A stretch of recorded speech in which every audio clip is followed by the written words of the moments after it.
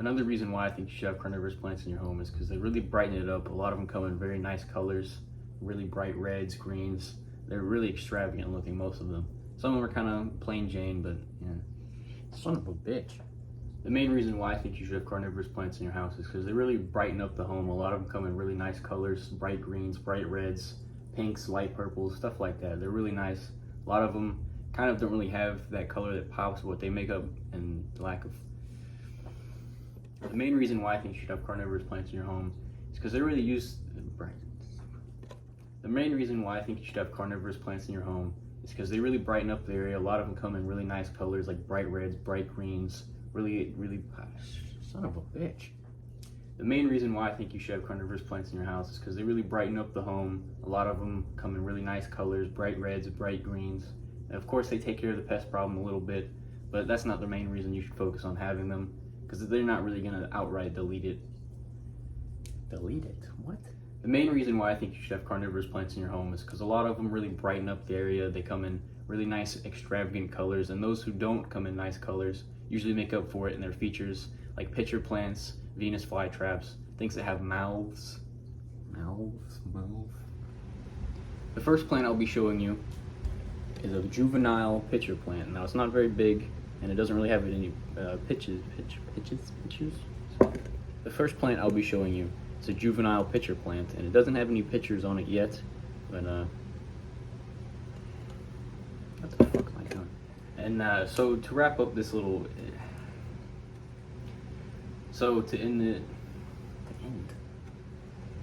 a few more benefits you can have to having.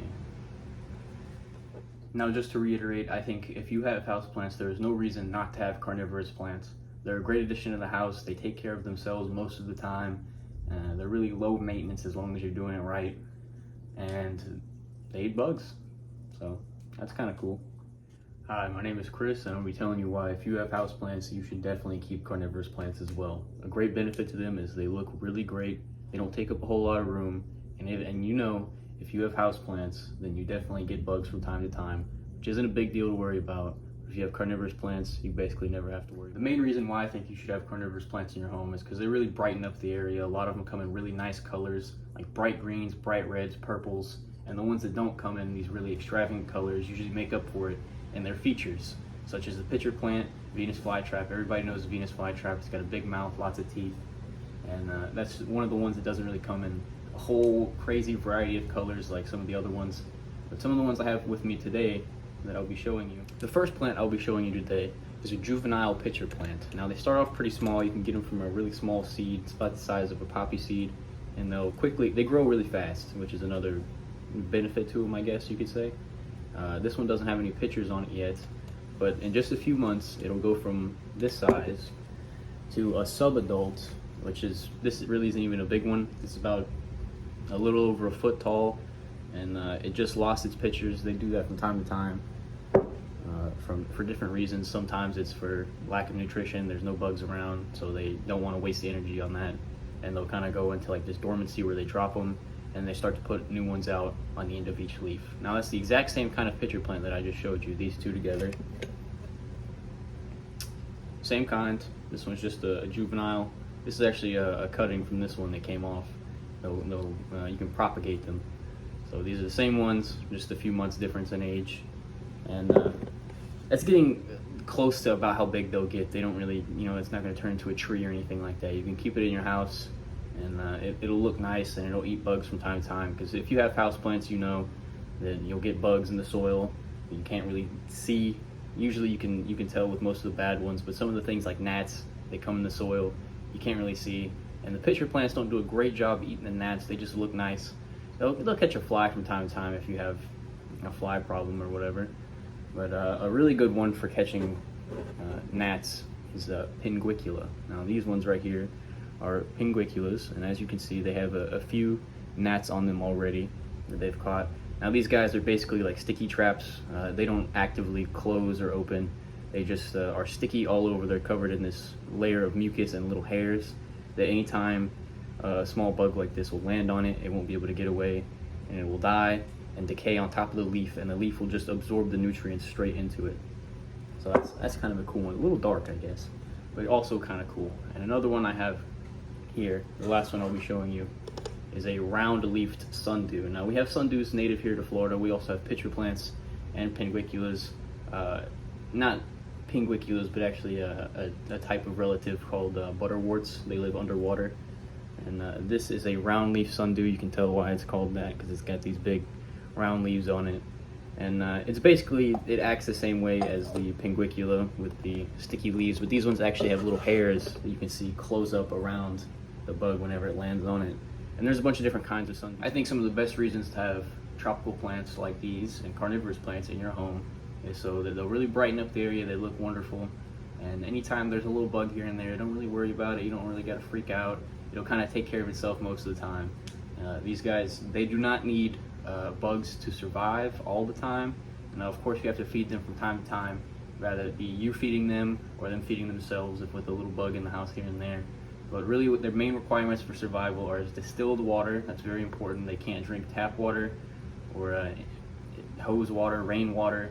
Rainwater is a good one for them. That's a good one to have. Rainwater and distilled water are really the only two kinds of water they can have, because the whole reason that they are carnivorous is because they come from areas where there's very low nutrition in the soil.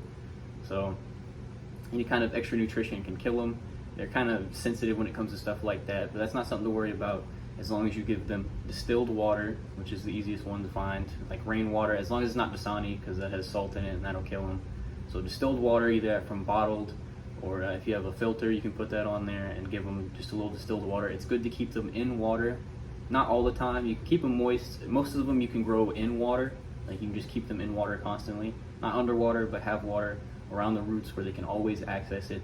So distilled water and sunlight. Lots of these guys like lots of sunlight. Now you don't have to put them in an open window. You can get things like plant lights you can hook up. It costs you like 2 cents a year to run. It's super cheap. There's really no reason not to have these guys if you're worried about things like them being expensive, because they're readily available, most of them. Now, of course, with anything, there's expensive versions of this and that, but you don't really need to get fancy with it. If you're just looking for something like a living fly trap, no big deal. Now, I wouldn't recommend that you get something like one of those boxes that have them, or like carnivorous plants already in them that you can find at like department stores like Lowe's or Home Depot. Those ones are usually already on their way out. It's best to get them from a plant nursery that's, not gonna just sell you something that's dead and not really care about it. So these guys are good to have around the house because they'll catch flies, they look nice. It's really a win-win all around. If you have kids love them. It's something they can take care of. It's really easy. Just give them distilled water and bright sunlight, either that be from a sunny window or plant light you can add. It's really easy to take care of these guys, no big deal at all. Now, another thing with carnivorous plants, even though they are carnivorous, that is not what they get most of their nutrition from. It really comes from the water and sunlight. They can make their own food most of the time. Now, you can supplement their diet from here to times with little bugs here and there, whether it be something like a housefly or a gnat. It really just depends on how big it is. But the most important thing is not to overfeed them, because if you overfeed them, they will die.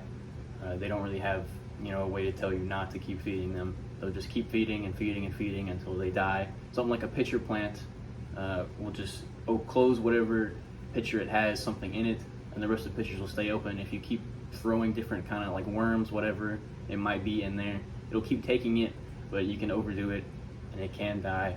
So it's best to just kind of give them 1 or 2 bugs, whether that be department store crickets, worms you find, houseflies, whatever it might be, just a few times, maybe once or twice a month. If it starts to look like it's getting a little droopy, you can kind of up it a little bit. Make sure it has lots of water and lots of sunlight. But that's the most important thing, is not to overdo it with any of these plants when it comes to feeding them, because they will die. Now, just to reiterate, I think if you have houseplants, there is no reason not to have carnivorous plants. They're a great addition to the house. They take care of themselves most of the time. They're really low maintenance as long as you're doing it right. And they eat bugs. So that's kind of cool.